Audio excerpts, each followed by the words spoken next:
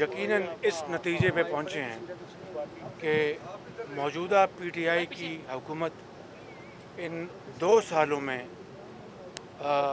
عوام کے مفاد کا خیال رکھنے میں پاکستان کی ترقی اور خوشحالی کے حوالے سے عام آدمی کو رعایت دینے اور مہنگائی سے بچانے کے لیے بے روزگاری ہو، کاروباری حالات ہوں اور پاکستان کی معیشت کا معاملہ ہو، صحت عامہ کا معاملہ ہو، ہر حوالے سے یہ حکومت مکمل طور پر ناکام ہو چکی ہے۔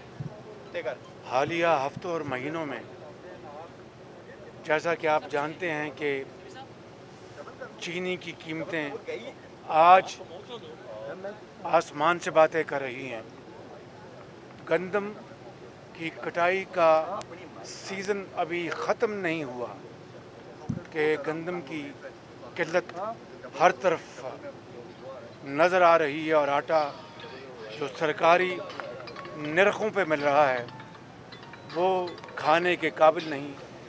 لوگ چکی کا مہنگا ترین آٹا لینے پر مجبور ہیں۔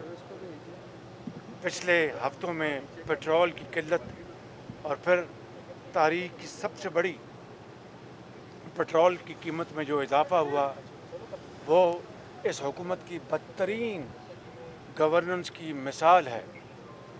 اسی حوالے سے آپ کئی دوسرے معاملات پر آپ غور کریں تو آپ کو نظر آئے گا کہ ان 2 سالوں میں مہنگائی آسمانوں پہ جا چکی، ڈالر 170 روپے کے قریب جا پہنچا اور ہماری جو پیداواری جو اہداف ہیں وہ ہمارے بری طرح اس میں ہم ناکام ہوئے ہیں۔ گندم شارٹ ہوئی ہے، گندم امپورٹ کرنے پر ناکام ہوئے ہیں، گندم شارٹ ہوئی ہے، گندم امپورٹ کرنی پڑ رہی ہے، چینی 100 روپے پہ چلی گئی۔ یہ سارے معاملات پاکستان کی تاریخ میں اس سے بدترین گورننس نہ عوام نے پہلے کبھی دیکھی اور انشاءاللہ خدا کرے کہ آئندہ کبھی اس طرح کی ایک بیڈ گورننس دیکھنے میں نہ آئے۔ اس حوالے سے آج حضرت مولانا صاحب سے میری گفتگو ہوئی اور ہم نے یہ طے کیا ہے کہ متحدہ اپوزیشن کو اس بارے میں کیا لاعمل اختیار کرنا چاہیے۔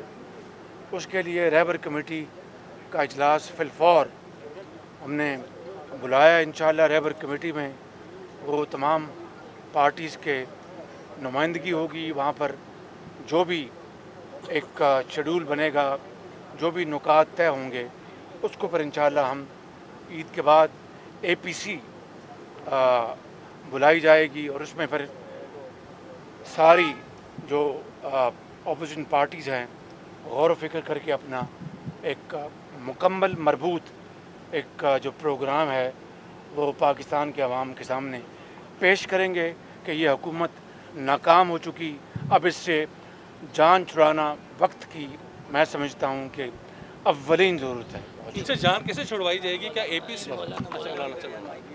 بسم اللہ الرحمن الرحیم۔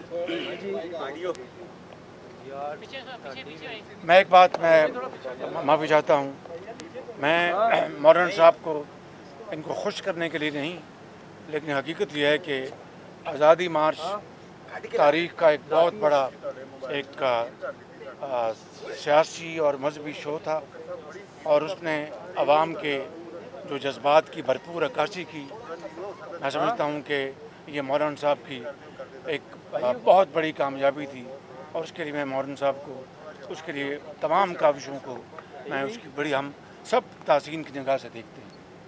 بسم اللہ الرحمن الرحیم۔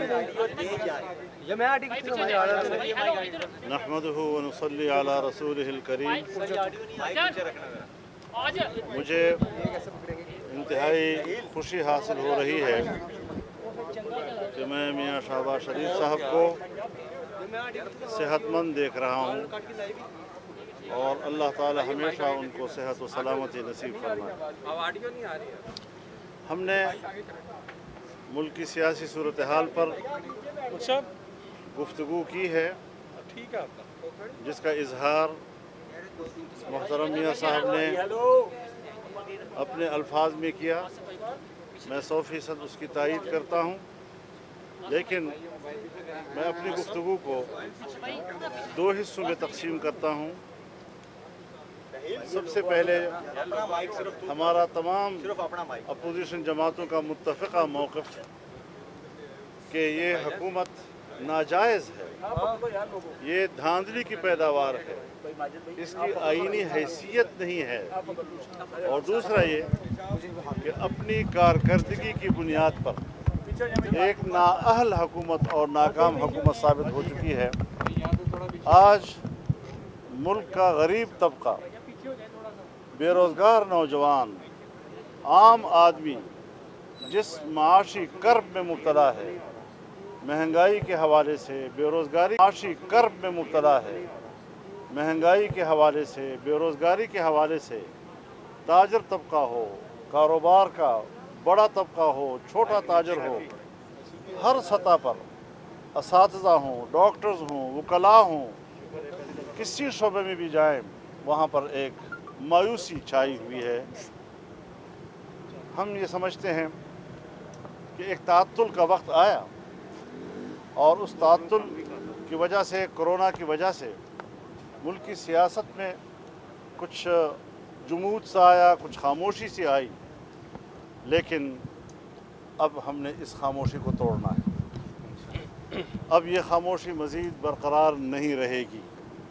और जैसे कि मियाँ साहब ने फरमाया, ईद के फ़ौरन बाद रहबर कमेटी का इजलास, जिसमें आइंदा का लाए अमल, और फिर उसके बाद तमाम सियासी क़यादत के आल पार्टीज़ कॉन्फ्रेंस और उसमें हतमी लाए अमल, इसके बारे में इंशाअल्लाह अज़ीज़ अब हतमी फ़ैसले सामने आएंगे। और जो मौक़िफ़ तमाम सियासी जमातों ने आज़ादी मार्च के प्लेटफार्म से दिया था, उसको हमने मज़ीद अब आगे बढ़ाना है, भरपूर यकजहती के साथ, कि कोई किसी पार्टी को दूसरे से ये शिकायत ना हो कि आपकी कंट्रीब्यूशन जो है वो ज़रा कमज़ोर थी या आप पीछे थे, कोई फलाना आगे था। सब यकसां तौर पर एक भरपूर क़ुव्वत के साथ मैदान में आएंगे। और ये जो हरबे हैं, नेब का हरबा, एहतसाब के नाम पे, ये अब हरबे ही हैं, इसकी कोई हैसियत नहीं है। और हम इन तमाम इक़दामात को और हरबों को एक इंतकामी सियासत तसव्वुर करते हैं। इंतकामी सियासत अब मुस्तरद हो चुकी है, नाकाम हो चुकी है, और अब इंशाअल्लाह अवाम की ताकत ने इनका एहतसाब करना है और इनसे पूछना है कि कौन मुजरिम है कि जिसके जुर्म के नतीजे में नाजायज़ और नाअहल हुकूमत कौम पर मुसल्लत है। आखिर इस गरीब कौम को किस चीज़ की सज़ा दी गई है कि आज पहली मरतबा पाकिस्तान की तारीख़ में हमारा बजट मनफी से नीचे चला गया है। आज पहली मरतबा पाकिस्तान का बजट का अगले साल का मालियाती हुजूम पिछले साल से कम है। पहली मरतबा पाकिस्तान के आने वाले साल के महसूलात का हदफ पिछले साल के महसूलात से कम है। कहाँ चला गया हमारा मुल्क? मज़ीद कहाँ गर्क करना है इस मुल्क को? एक एक दिन जो इस हुकूमत को मिल रहा है, पाकिस्तान उसकी वजह पर डूबता चला जा रहा है। हमने अब पाकिस्तान को डूबने नहीं देना, इस मुल्क को बचाना है, और हर तबके को हमने ये दावत देनी है कि आएँ अब इस मुल्क को बचाने। आज़ादी मार्च के हवाले से